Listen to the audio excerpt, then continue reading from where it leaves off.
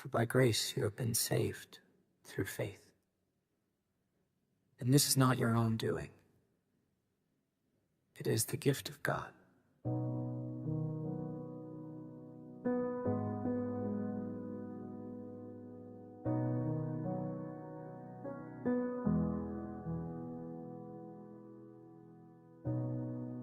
I spend my days trying to measure up,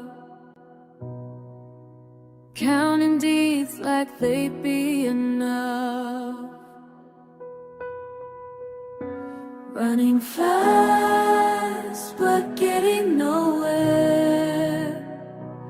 Oh, the weight was too much to bear.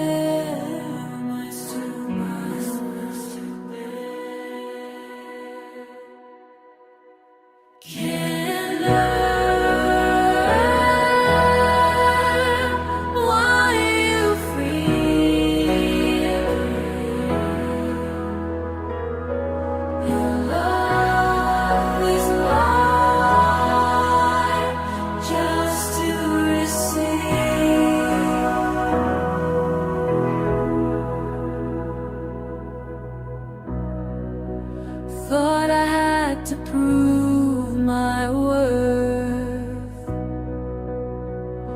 working harder than anyone on earth, till my strength was almost gone. Then you showed me I was wrong.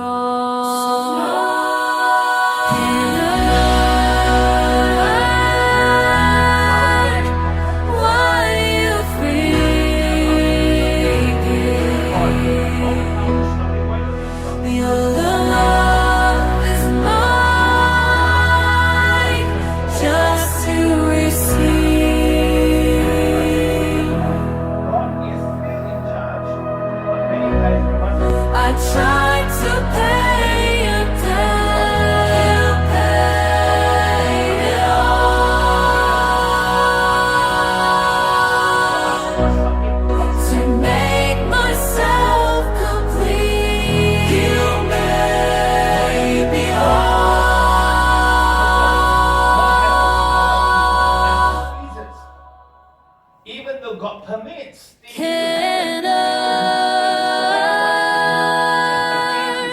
what you freely don't forget, He still have all the power. Your love is mine, just to receive. Yes, it's mine to receive. Oh, it's mine to receive. Mine to receive. Mine to receive. 5. So God reigns, Pastor Ed. What does it mean now for me? Okay, how can I have God's reign over my life as we begin a new year here? So it's great. God has a plan. God has the power to make it happen. Okay, and even in my disobedience, God would just allow it to happen. So today, so how should I lift out this phrase that God reigns in me and in my life? Number one, if you're not a Christian, you're not a believer, you're not a follower of Jesus yet, you're not a disciple of Christ, and the first thing that you must do is to invite Jesus into your heart, to invite Him to be your Lord and your Savior, your King, your Master and your Savior. That's the first thing that you must do. And for all of us who are believers here today, is to say this prayer again and to remind ourselves to come and seek God's plan first and not come up with our cleverness, to come up with our plan first. To surrender our lives again to Him and to acknowledge that God has a plan for my life, that I don't have to be fearful. So today maybe you are sick, maybe you just lost your job, and this is not a timely message for me, Pastor Ed, because I've lost everything. Okay, this is really a bad time for me. Then why don't you just say, God, I'm broke. God, I'm sick. God, I'm lost. Today, I'm discouraged. Today, I'm confused. Whatever circumstance that you are in today, just admit it to God, honestly. You don't have to try to pretend that you have got it all right. But then you say, but you reign still and forever. God, I may be lost. I may have just messed up everything in my life, but I know that you still reign forever. This is your prayer. It doesn't matter where I am today. Okay?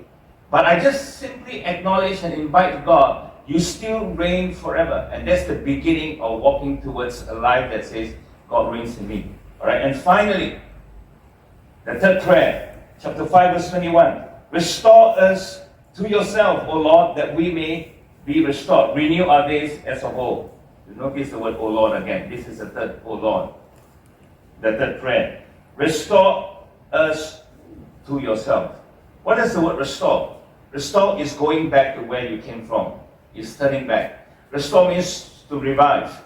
Restore means to be renewed. Alright, so depending on where you are, some of these words will make more sense to you. It is a prayer of restoration. A new year is a time that we're asking God to renew and to restore again what was lost. What was old to make new again. But here, do you notice that he said, restore us to yourself? Many times when I think of the word restore, I think of restoring things. But here he talks about restoring relationship. God is most interested in restoring our relationship with him before he restores the things in our lives. And that is the most important part. And usually we miss this. Okay?